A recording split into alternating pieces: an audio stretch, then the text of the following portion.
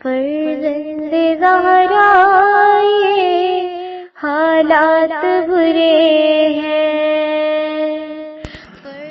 کاشانہ بصیرت ایک ایسا مکمل یوٹیوب چینل جس پر محروم بصارت کے لیے بالخصوص اور تمام افراد کے لیے بالعموم سینکڑوں کی تعداد میں اسلامی کتب دستیاب ہیں۔ لہذا گزارش ہے کہ آپ اپنی ذمہ داری نبھاتے ہوئے کاشانہ بصیرت کو سبسکرائب کرنے کے ساتھ ساتھ بیل آئیکن کو پریس کیجئے تاکہ آپ علم کے حصول کے ساتھ ساتھ مذہب اہل بیت کی اشاعت میں بھی اہم کردار ادا کرتے رہیں۔ کاشانہ بصیرت۔ فرزند زہرا یہ حالات برے ہیں۔ بسم اللہ الرحمن الرحیم۔ السلام علیکم۔ یہ کتاب آپ کے لیے کاشانہ بصیرت کی یوٹیوب چینل کی جانب سے ریکارڈ کی جا رہی ہے۔ نام کتاب احسن الفوائد فی شرح رسالہ اعتقادیہ، تالیف شیخ صدوق علیہ رحمہ۔ اب ہم کتاب کا پارٹ نمبر 34 پڑھیں گے۔ 19واں باب قیامت کبریٰ کا بیان کا بقیہ حصہ، صفحہ نمبر 337، اعتقاد آخرت کے اخلاقی پہلو۔ اب تک جو کچھ لکھا جا چکا ہے اس سے عالم آخرت کا از روئے عقل و شرع ضروری ہونا معلوم ہو گیا۔ اب اس لحاظ سے بھی غور کرنا چاہیے کہ اخلاقی نقطۂ نظر سے بھی انسانی زندگی کے سدھارنے میں عقیدہ آخرت کو کتنا دخل ہے۔ دنیا کی تاریخ سے واقفیت اور غور و فکر کی کچھ صلاحیت رکھنے والا انسان اس حقیقت سے بھی انکار نہیں کر سکتا کہ برائیوں اور بد اخلاقیوں سے جس طرح آخرت کا عقیدہ بچاتا ہے اور بچا جا سکتا ہے، اس طرح کوئی دوسری چیز نہیں بچا سکتی۔ اس طرح اسلام نے یوم آخر کے اعتقاد کو اپنے ضابطۂ اخلاق اور نظام شرعی کے لیے ایک زبردست پشت پناہ بنا دیا، جس میں صلاح و تقوی پر عمل کرنے اور شر و فساد سے اجتناب کرنے کے لیے عقلی ترغیب بھی موجود ہے، اور نیکی اور بدی پر یقیناً جزا و سزا کا خوف بھی دامن گیر ہے۔ تجربہ و مشاہدہ شاہد ہے کہ بدکاریوں اور عیاریوں کی گنجائش اسی معاشرے میں ہوتی ہے جو آخرت اور مرنے کے بعد خدا کی بارگاہ میں حاضر ہونے اور جزا و سزا کے تصور سے خالی ہو۔ آخرت کا انکار کرنے سے انسانی اخلاق و اقدار کا نقشہ ہی بدل جاتا ہے اور خیر و شر کا معیار و میزان ہی ختم ہو جاتا ہے، کیونکہ ایسا انسان جو قیامت کا قائل نہیں، وہ دو حال سے خالی نہیں، یا حالات اس کے ناموافق ہوں گے تو اس عقیدے سے وہ شدید قسم کی مایوسی اور پست ہمتی میں مبتلا ہو جائے گا۔ جب وہ اپنی نیکی کا کوئی نتیجہ دنیا میں نہ دیکھے گا تو اس کی قوت عمل سرد پڑ جائے گی، اور جب وہ شر پرور اور ظالموں کو برسر اقتدار دیکھے گا تو وہ یہ خیال کرے گا کہ عالم ہستی میں شر ہی کا بول بالا ہے اور خیر صرف نیچا دیکھنے کے لیے ہے، اور اگر اس کے حالات میں موافق و مساعد ہوئے تو اس اعتقاد سے انسان ایک نفس پرست حیوان ہو کر رہ جائے گا۔ وہ یہی خیال کرے گا کہ جو دن عیش و عشرت میں بسر ہو جائیں وہی غنیمت ہے۔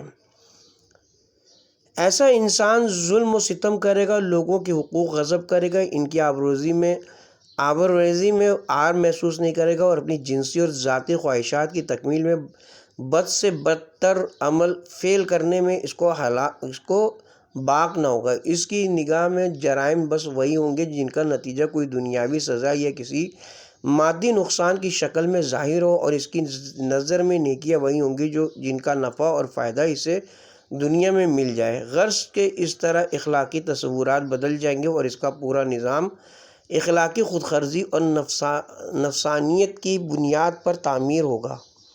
نیکی و بدی دنیاوی فائدہ اور نقصان کی ہم معنی و مترادف ہوگی۔ بنا بری جھوٹ اگر دنیا میں نقصان کا موجب ہو تو گناہ اور اگر فائدے کا ذریعہ بن جائے تو عین ثواب ہوگا۔ ظاہر ہے کہ ایسے نظریات رکھنے والا خود غرض انسان ہرگز کسی مہذب انسانی سوسائٹی کے لیے مفید نہیں ہو سکتا، لیکن ایسے اخلاقی معیار پر جو انسان ابھرے گا وہ جانوروں سے بھی بدتر ہوگا اور پوری طرح اولئک کالانعام بل ھم الاضل کا مصداق ہوگا۔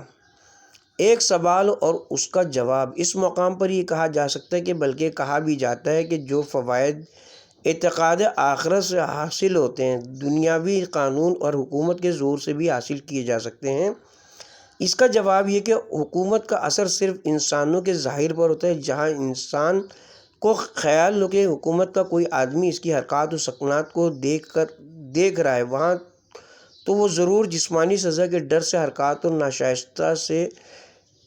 ناشائستہ سے اجتناب کرے گا، بلکہ خلوت وغیرہ میں جو ہی اس سے یہ خیال ہوگا یہاں حکومت کو کوئی آدمی نہیں دیکھ رہا تو وہ سب کچھ کر گزرے گا جو آئین حکومت کے خلاف ہوگا، اور یہی حشر قانون کا ہوگا۔ علاوہ بری وہ جرم کرے گا اور دنیاوی قانون کی عزت سے بچنے کے لیے جھوٹی شہادتیں فراہم کرے گا، ناجائز اثر و رسوخ سے کام لے گا، رشوت دے کر گلو خلاصی کرا لے گا، پولیس کی نگاہوں سے بچ کر شرارت کر گزرے گا۔ لیکن آخرت کا اعتقاد وہ چیز ہے جو انسانی قلب و ذمہ پر پہرا بیٹھا دیتا ہے، اس لیے خلوت و جلوت برابر ہوتی ہے۔ اس عقیدے والا انسان یقین رکھتا ہے کہ نہ قدرت کی پولیس کرامن کاتبیت کی نگاہوں سے بچ سکتا ہے اور نہ خدا کی عدالت کوئی دنیاوی عدالت ہے کہ جھوٹی شہادتوں یا دیگر ناجائز ذرائع سے اس کی گرفت سے بچ جائے گا، بلکہ یہ ایسی پولیس ہے جو ہر حال میں اس کی نگرانی کر رہی ہے، اور یہ ایسی عدالت ہے جس کے گواہوں کی نظر سے وہ کسی طرح بچ نہیں سکتا، اور نہ اس میں کوئی غلط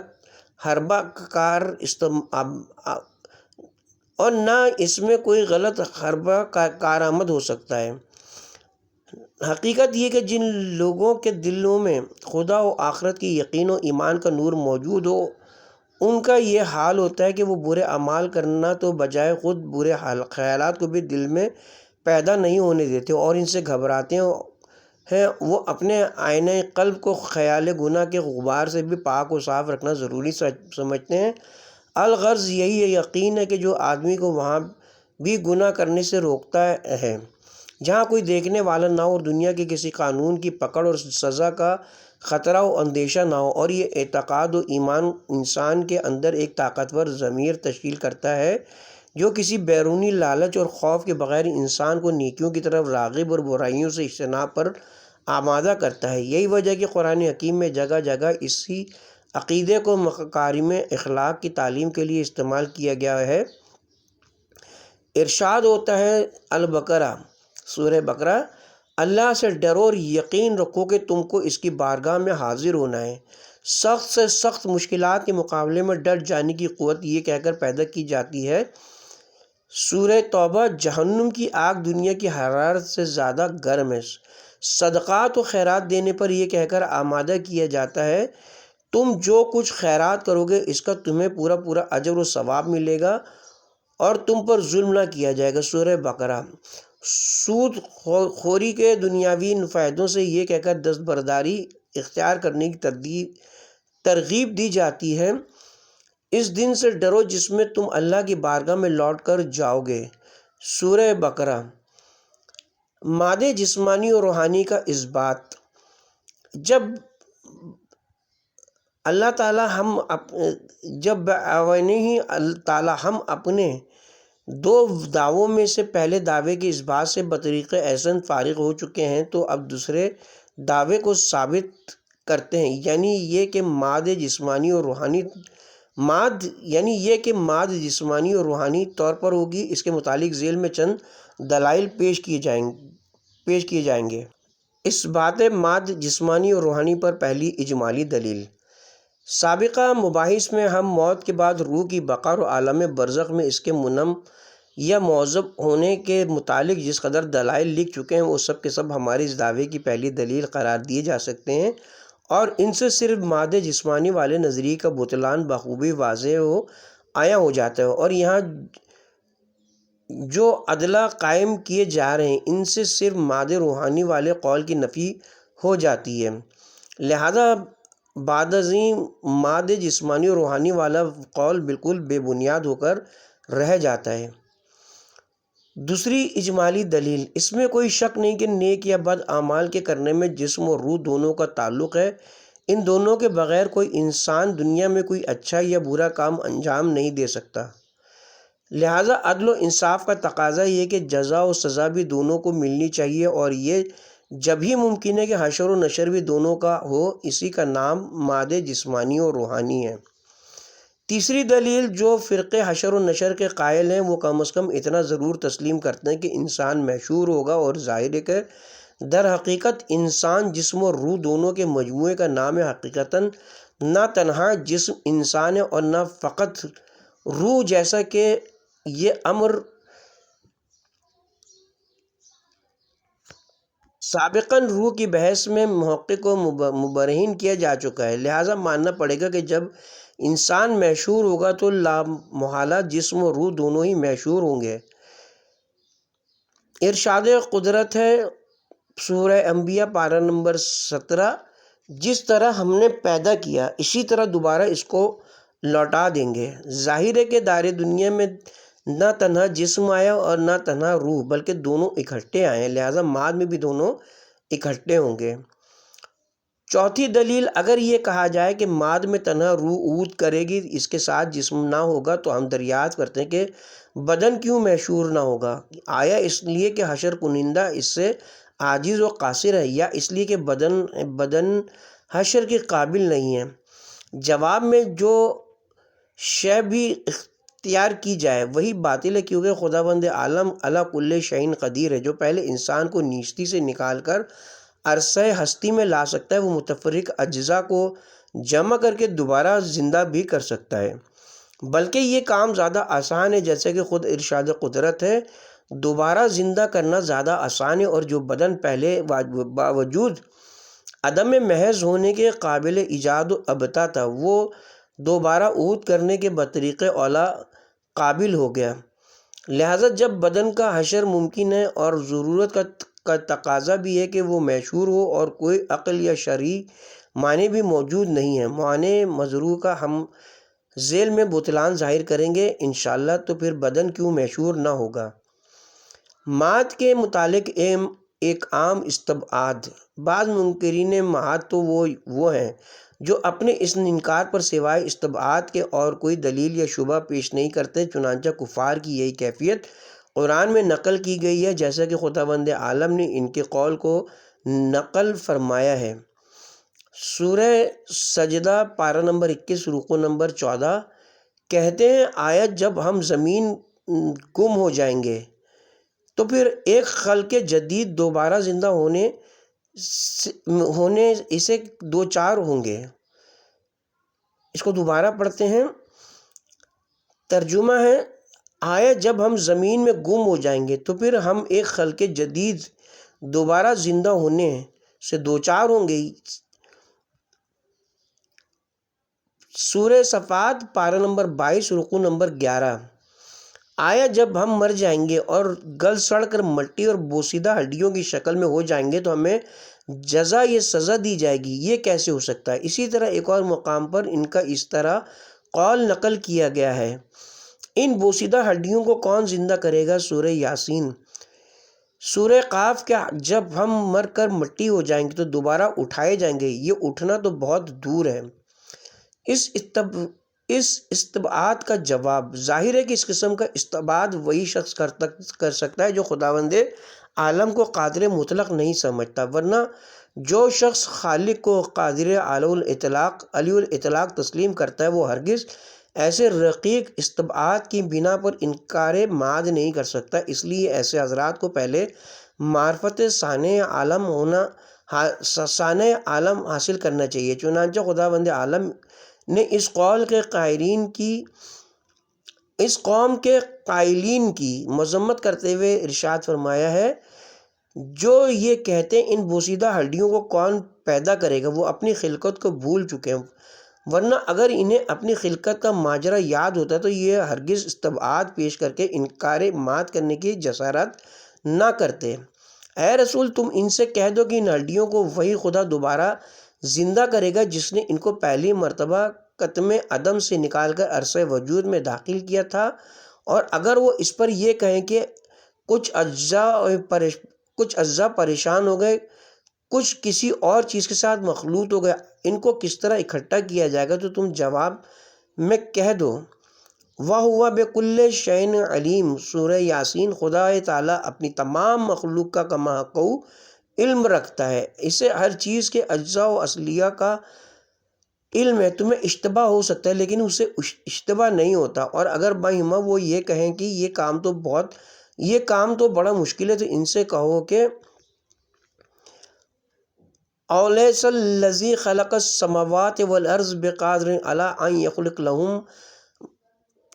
ان یخلق مثلہم بلا هو الخلاق العلیم سورہ یاسین، کہ تمہاری عقلوں پر کیوں پتھر پڑ گئے ہیں، بھلا وہ قادر مطلق جس نے آسمان اور زمین کو پیدا کیا ہے، وہ اس بات پر قادر نہیں کہ ان لوگوں کو دوبارہ پیدا کرے؟ ہاں، وہ یقیناً اس پر قادر ہے، اور وہ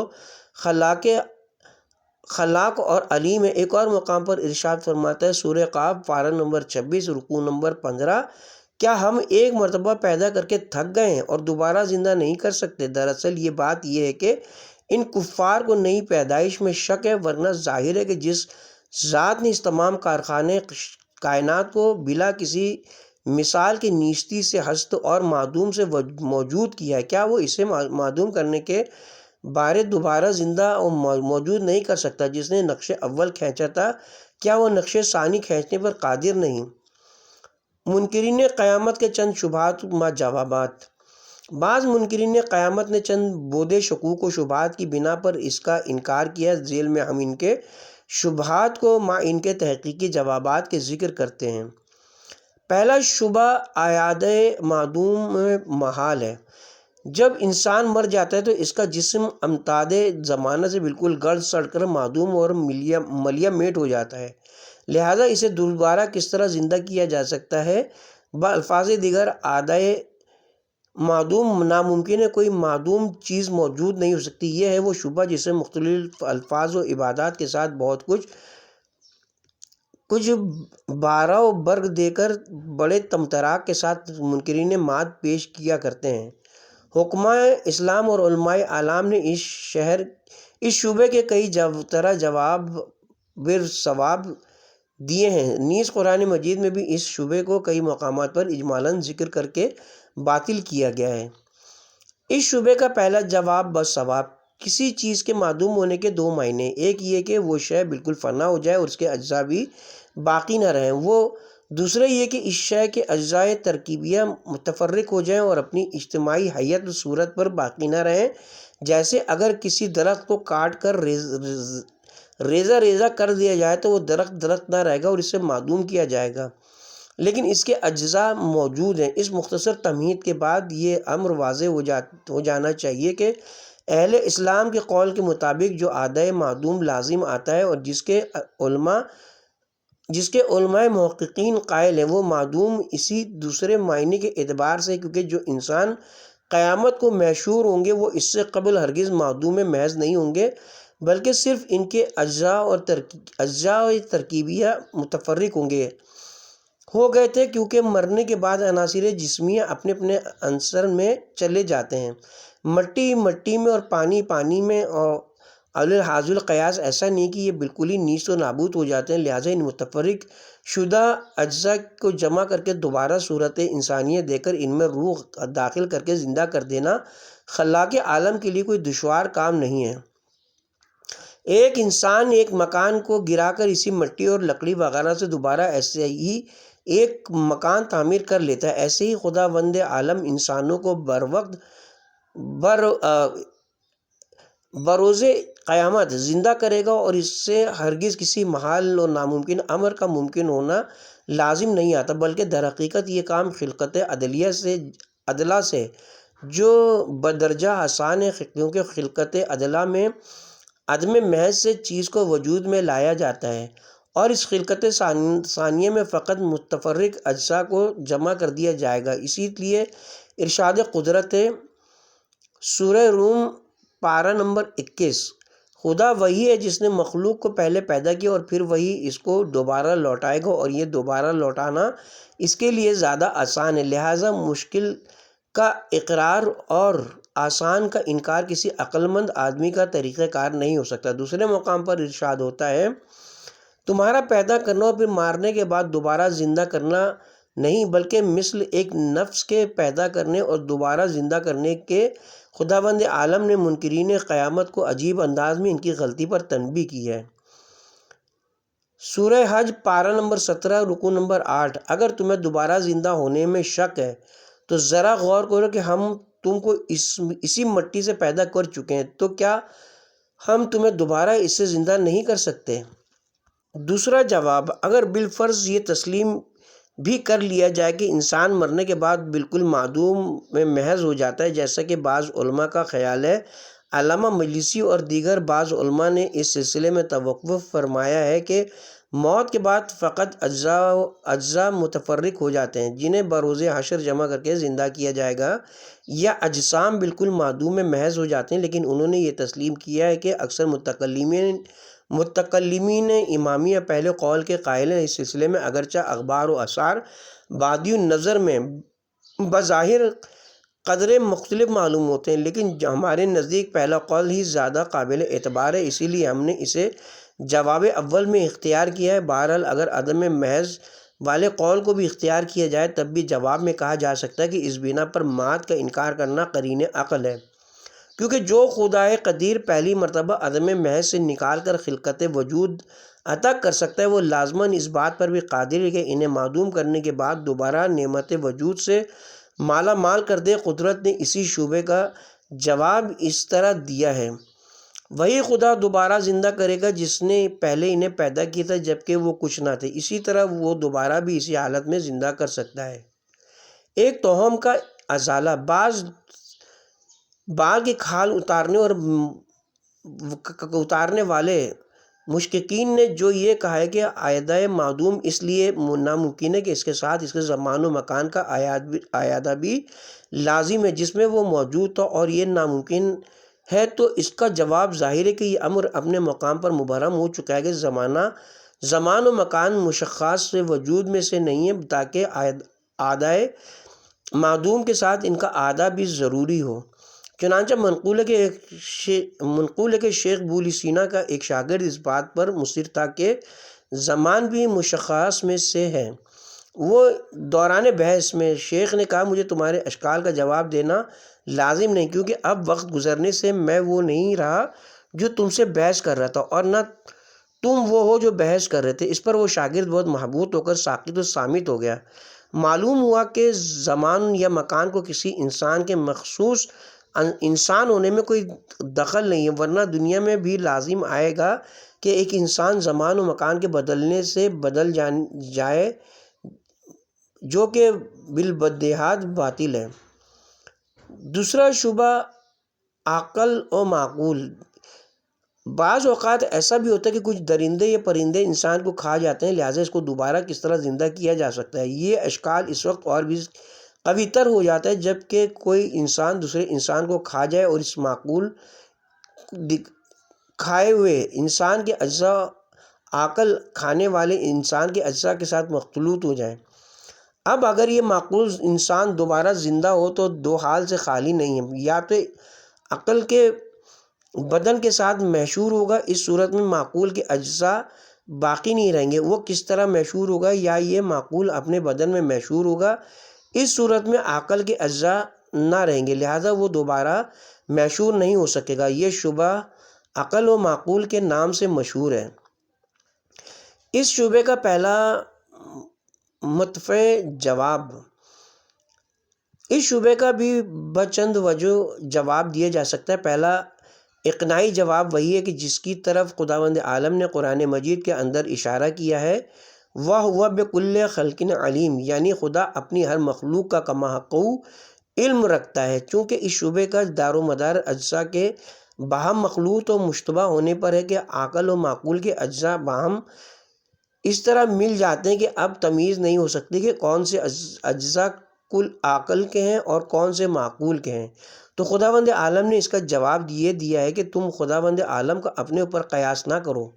اگر تمہیں عقل و معقول کے اجزاء کا علم نہیں تو اس سے یہ کب لازم آتا ہے کہ خالق کو بھی اس امر کا علم نہ ہو؟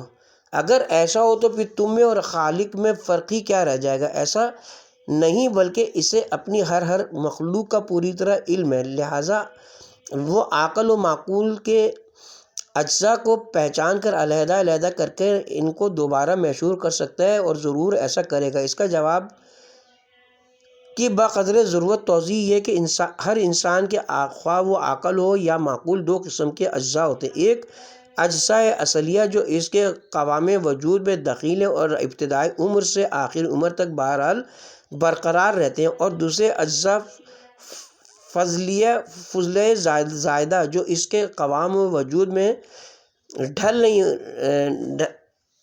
ویل نہیں ہوتے، جو صحت و مرض اور صغر و کبر وغیرہ اسباب کی وجہ سے گھٹتے اور بڑھتے رہتے ہیں۔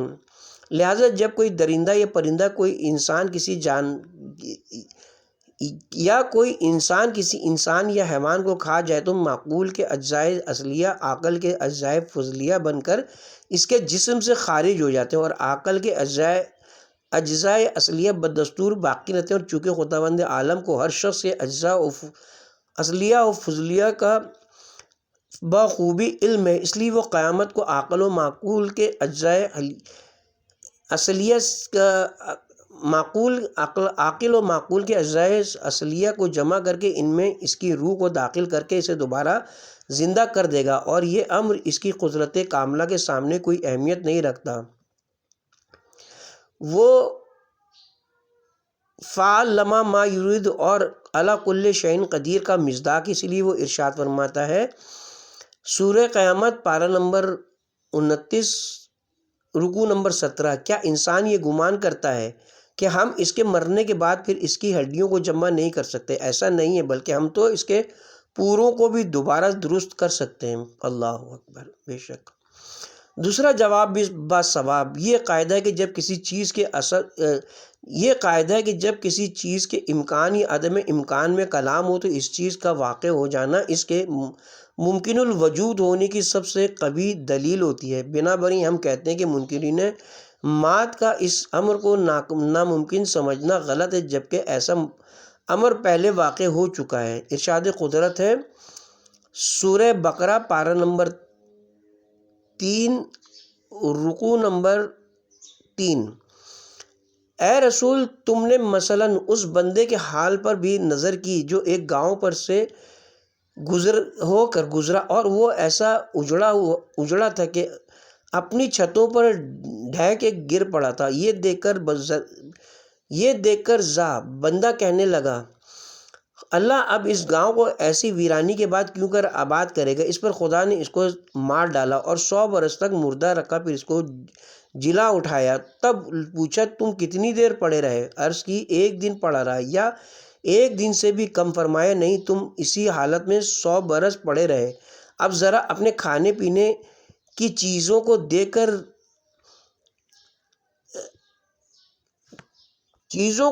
کے بسی تک نہیں، اور ذرا اپنے گدھے سواری کو تو دیکھو کہ اس کی ہڈیاں ڈھیر پڑی ہیں، اور سب اس واسطے کیا ہے تاکہ لوگوں کے لیے تمہیں قدرت کا نمونہ بنائے ہو۔ اور اچھا اب اس گدھے کی ہڈیوں کی طرف نظر کرو کہ ہم کیوں کر ان کو جوڑ ڈھانچہ بناتے ہیں، پھر ان پر گوشت چڑھاتے ہیں۔ پس جب ان پر یہ ظاہر ہوا تو بے ساختہ بول اٹھے کہ اب میں یہ یقین کامل جانتا ہوں کہ خدا ہر چیز پر قادر ہے۔ ان آیات کا شان نزول یہ ہے کہ حضرت ارمیہ اور باروایت حضرت عزیر نے ان ہلاک شدگان کو دریا کے کنارے اس حالت میں دیکھا تھا کہ ان میں سے بعض کو دریائی جانور کھا رہے تھے اور بعض کو صحرائی جانور کھا رہے تھے۔ جب انہوں نے اپنے اس استبعاد کا اظہار کیا کہ خدا ان کو کیوں کر دوبارہ زندہ کرے گا، تو خدا قادر نے خود ان کو 100 برس تک مارنے کے بعد دوبارہ زندہ کر کے واضح کر دیا کہ خدا بزرگ و برتر کے لیے ان کو دوبارہ زندہ کرنا کوئی مشکل کام نہیں ہے۔ انہ علی کل شیء قدیر، تفسیر صافی وغیرہ۔ اسی طرح حضرت ابراہیم نے جب دریا کے کنارے پر ایک مردار کو دیکھا کہ اسے بحری و بری حیوانات کھا رہے تھے، اور پھر وہ حیوانات ایک دوسرے پر حملہ کر کے ایک دوسرے کو ہضم کر رہے تھے۔ خلاصہ یہ ہے کہ شبہ عقل و معقول کا مکمل سما بندھا ہوا تھا۔ آن جناب نے عذرائے تعجب بارگاہ ایزدی میں استدعا کی، بار الہ مجھے دکھا کہ تو مردوں کو کس طرح زندہ کرتا ہے۔ اس پر ارشاد قدرت ہوا اے ابراہیم کیا تمہارا اس بات پر ایمان نہیں ہے؟ عرض کیا ایمان تو ضرور ہے لیکن اطمینان قلب چاہتا ہوں۔ ارشاد ہوا سورہ بقرہ پارہ نمبر 3 رکوع نمبر 3، اچھا اگر یہ چاہتے ہو تو 4 پرند لو اور ان کو اپنے پاس منگوا لو اور ٹکڑے ٹکڑے کٹ ڈالو، پھر ہر پہاڑ پر ان کا ایک ٹکڑا رکھ دو، اس کے بعد ان کو بلاؤ، پھر دیکھو تو کیوں کر وہ سب کے سب تمہارے پاس دوڑتے ہوئے آتے ہیں۔ چنانچہ روایتوں میں وارد ہے کہ حضرت ابراہیم نے 4 پرندے یعنی مرغ، کبوتر، مور اور کوے کو پکڑا اور ان کو ذبح کر کے ان کے گوشت کا قیمہ کیا، پھر اسے باہم مخلوط کر دیا، پھر ان مخلوط شدہ اجزاء کو 10 پہاڑوں پر تقسیم کر کے رکھ دیا اور ان کے سروں کو اپنے ہاتھ میں تھام رکھا۔ بعد ازاں جب ان کے نام لے کر پکارا تو وہ اجزاء جدا جدا ہو کر اپنے اپنے سر کے ساتھ آ کر پیوست ہو گئے اور دوبارہ وہ پرندے زندہ ہو گئے، اور جب ان کو چھوڑا تو وہ اڑ گئے۔ تفسیر صافی و برہان وغیرہ۔ سرکار علامہ مجلسی علیہ رحمہ نے اس آیت مبارکہ کا یہ شان نزول جو کہ حضرت صادق آل محمد علیہ السلام سے مروی نقل کرنے کے بعد لکھا ہے، یعنی اس حدیث اور دیگر احادیث سے ظاہر ہوتا ہے کہ حضرت ابراہیم علیہ السلام کا اس قول سے مقصد صرف ان ملحد و بے دین لوگوں کے شبہ عقل و معقول کا جواب دینا مقصود تھا، جو اس شبہ کی بنا پر قیامت کا انکار کرتے ہیں۔ بحار الانوار جلد نمبر 3۔ پس جب اسی دنیا میں ایسا ہو چکا ہے اور قادر و قہار پروردگار نے اپنی قدرت کاملہ کا مظاہرہ دکھا دیا تو بعد ازاں بھی شبہ میں کچھ وزن باقی رہ جاتا ہے اور کوئی عاقل و منصف انسان اس شبہ کی وجہ سے قیامت کا انکار کر سکتا ہے۔ تیسرا جواب باثواب۔ آج کل علوم جدیدہ اس قدر ترقی کر گئے کہ ان کی روشنی میں ایسے شبہات کی ہرگز کوئی وقت ہی نہیں رہی۔ آج سائنسدان ڈاکٹر کیمیاوی تحلیل سے پانی و ہوا کے اجزاء کی مقدار بتا سکتے ہیں کہ اس میں آکسیجن کس قدر ہے اور ہائیڈروجن کی کتنی مقدار ہے۔ جب مخلوق ایسا باریک تجزیہ کر سکتی ہے تو کیا خالق ایسا تجزیہ نہیں کر سکتا کہ عقل و معقول کے اجزاء اصلیہ کو ایک دوسرے سے علیحدہ کر سکے؟ ڈاکٹروں اور عالموں پر ہی کیا منحصر ہے؟ ایک ان پڑھ دیہات کے رہنے والی عورت کو خدا نے اس قدر عقل و شعور دیا کہ وہ دودھ کو جمانے کے بعد اسے بلو کر اس سے گھی علیحدہ کر دیتی اور لسی علیحدہ۔ تو جب ایک جاہل عورت اپنی حکمت عملی سے لسی اور دودھ کو ایک دوسرے سے علیحدہ کر سکتی ہے تو کیا خالق اپنی مخلوق کے اجزاء کو ایک دوسرے سے تمیز دے کر علیحدہ نہیں کر سکتا؟ ایک معمولی عقل و خرد اور انصاف و ایمان رکھنے والا انسان تو اس میں شک و شبہ نہیں کر سکتا، اور نہ ہی اس پر یہ حقیقت مخفی و مستور رہ سکتی ہے۔ 19واں باب قیامت کبریٰ کا بیان کا سلسلہ بھی جاری ہے کہ ہم کتاب کے پارٹ نمبر 34 کا اختتام کرتے ہیں اور کتاب کے پارٹ نمبر 35 کا آغاز 19واں باب قیامت کبریٰ کا بقیہ حصہ فنائے عالم کبیر کا عقلی امکان علوم جدیدہ کی روشنی میں کریں گے انشاءاللہ۔